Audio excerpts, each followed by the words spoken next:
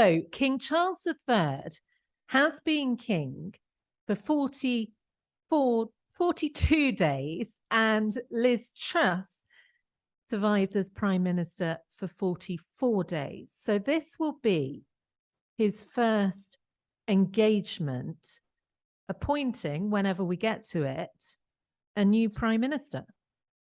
Yeah, and Anna, let's look at some of the numbers, because the King's mother, Queen Elizabeth II, had 15 prime ministers during her 70-year reign. In a period of 7 weeks, King Charles will have had 2 prime ministers. I mean, that is quite remarkable when you think about it, isn't it? And finding the government in this chaos and flux is the moment where you really need the monarchy to give some degree of stability.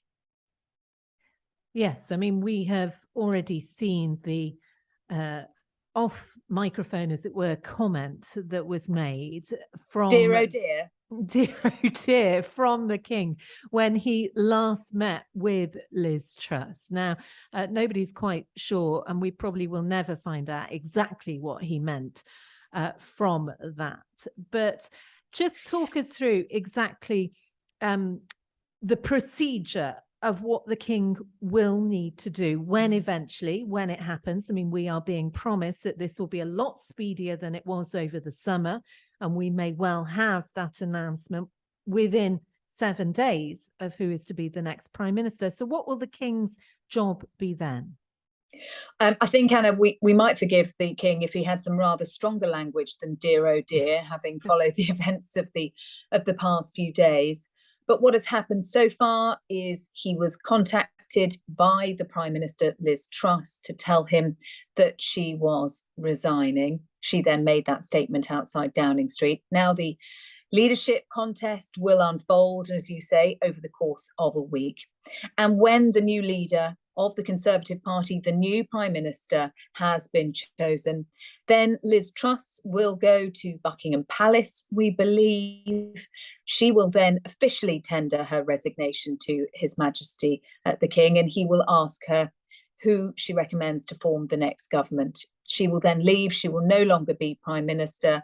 And then her successor will walk into that same room at Buckingham Palace and be invited by the King to form the next government. The kissing hands ceremony, as it's called, no actual kissing of hands, but a formality in order to confirm the new Prime Minister. And it's something we're rather familiar with, isn't it? Because it only happened just a matter of weeks ago.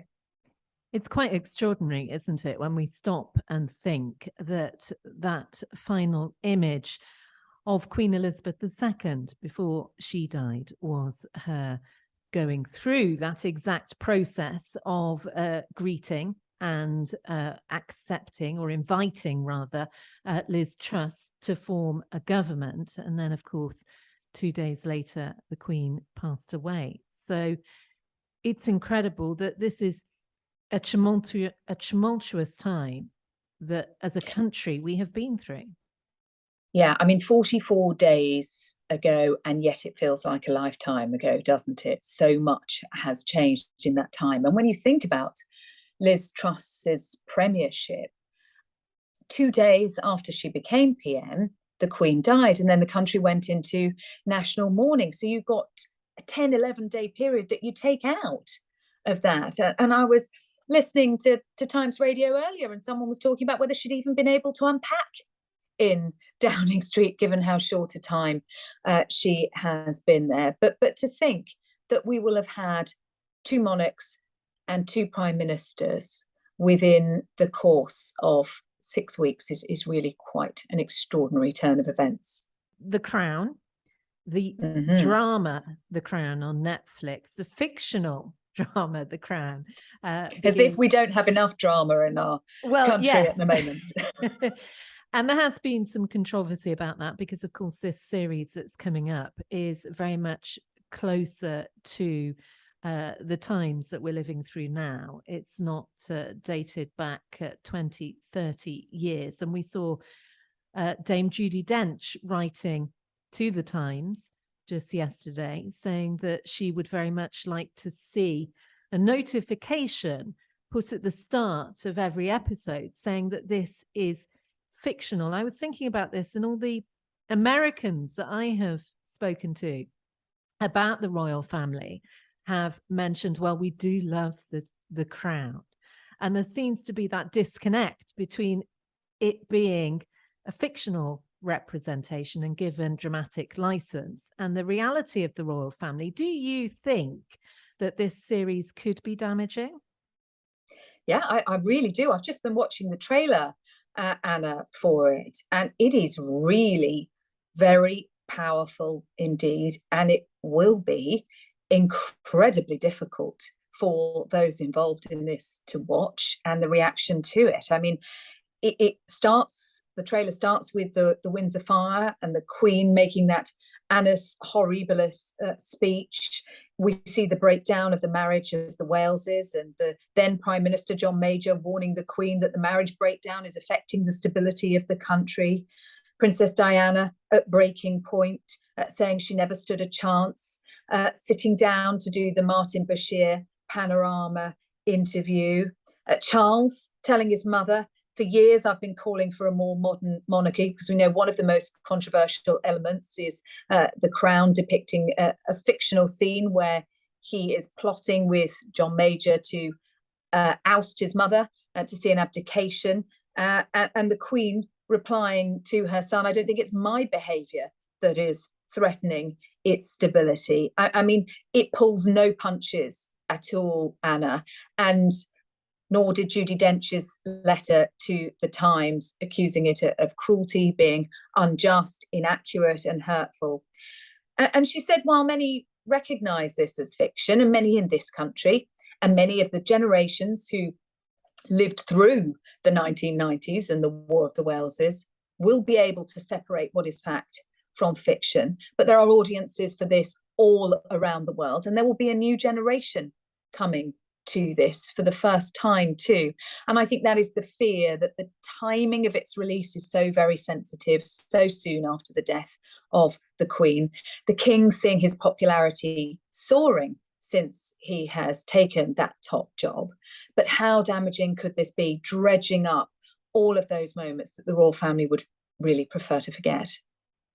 And you make a very good point there, that there are new generations who are not familiar with the 90s and didn't live through that era. I remember growing up, the newspapers being plastered with the images of the Waleses as their marriage broke up. And of course, 1997, when Princess Diana died in that car crash in Paris. I think when you were of an age to be, you know, familiar with everything that was going on, you will remember it very well. But of course, you know, I'm working here at Times Radio with people who weren't even born then, and they are not familiar with what a huge part of our culture it was, and how ingrained all the details were in our lives as they were detailed in the media.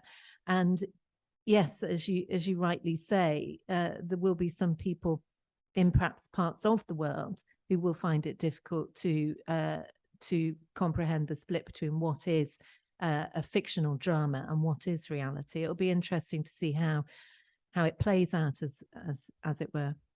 And I think the thing is about The Crown, it is so brilliantly done. Yeah. It is so brilliantly cast. It is so brilliantly acted. When you see Elizabeth Debicki playing Diana in the trailer, it is uncanny.